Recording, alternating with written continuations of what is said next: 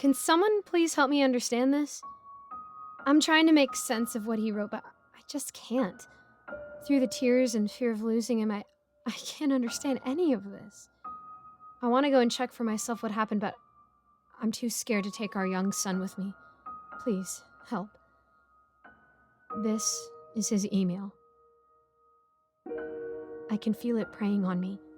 I can hear it pacing around right outside of my bedroom door. I don't know what I did to deserve this.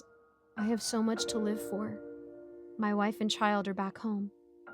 God, will I ever be able to see my son grow, to teach him baseball or football, to teach him how to drive, and hopefully to make him love cars as much as I do, to see him graduate and become such a talented professional that I know he'll be.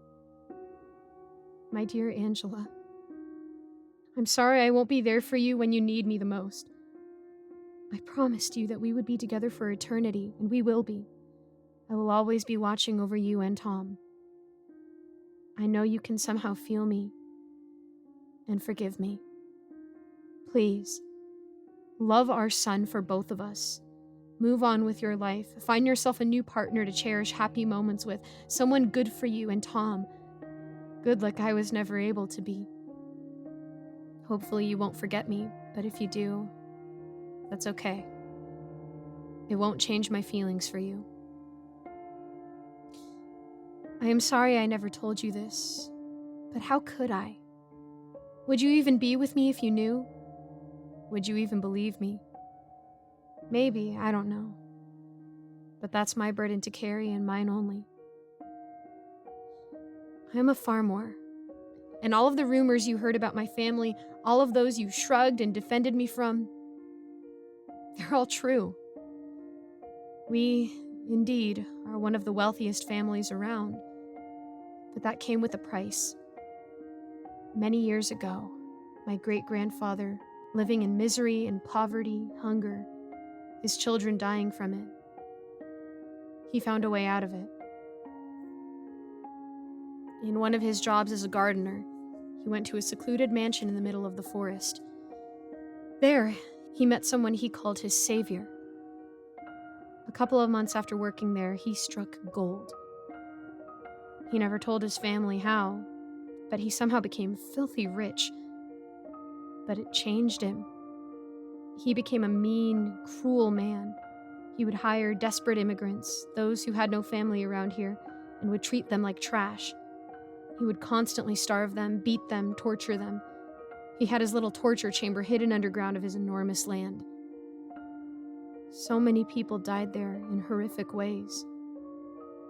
As he grew old, little by little, he wasn't capable of doing such horrific things anymore, and it seemed to affect him. The less of a torturer he could be, the more sick and debilitated he became. He had one son left, the only one who survived the famine and poverty, Jeff. Jeff was the opposite of him. Jeff was kind, worked charity at the church, donated food, and built houses for the poor. He had no idea what his father was, but after his father's death, Jeff became colder and colder as the days passed. The workers at their farm were relieved when his father died, but it didn't last long. Shortly after, Jeff started giving them less and less food. He started hurting them a little here and there, a punch, a kick. But suddenly, the tortures once again resumed. Jeff, my grandfather, had a son, Thomas. My beloved father, Thomas, was nothing like Jeff or my great-grandfather. I grew up on that house with him and Jeff. My mother left us when I was 2 years old. I think I can now understand why. I think you remember. How could you not, of what happened last year?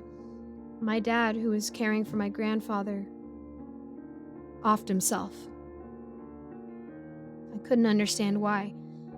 He was so full of life, so excited to see his grandchildren growing. But he did, and he left Jeff bedbound for me to care for. I never liked the man, but I couldn't leave him to die. So we moved to this godforsaken town so we could live near Jeff. Little by little, I was creeped out more and more by him. He would say odd things like it was my destiny to become it, and that was our family's legacy. I thought he was going insane. One day, I was exploring the vast mansion and I found my dad's room. It was eerie and creepy to see his photos, our photos just there gathering dust. I should have been more present in his life after I left for college and work. There, sitting on his bed, was a weird old book. At first glance, I thought nothing of it, but naturally I was curious. Once I started reading, I noticed it wasn't a book, but rather a diary. One that belonged to my great-grandfather. My great-grandfather made a deal with something he couldn't even name. It granted us a great fortune in exchange for a vessel. What he didn't know was what that meant.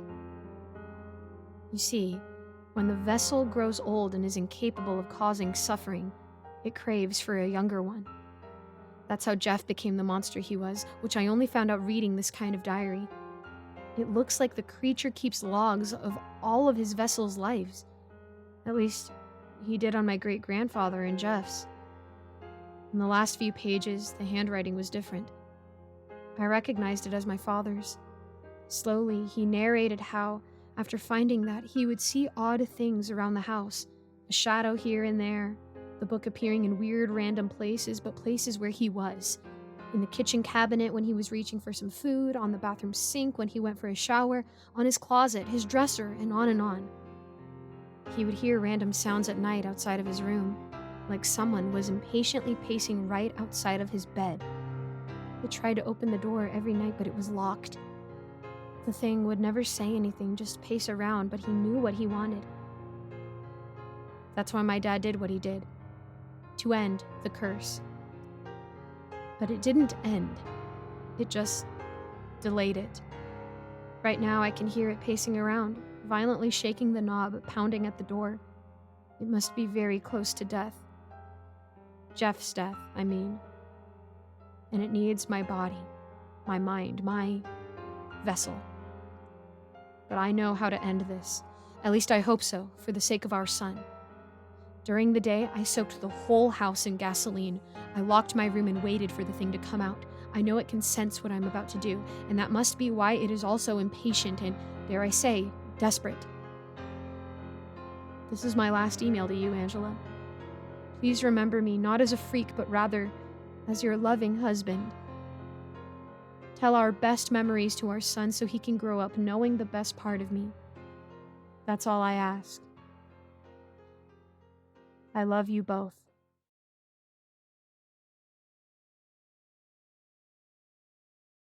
Hello, everyone. Thank you so much for listening to this narration. I just wanted to give a quick thank you to all of my patrons who are subscribed over at my Patreon.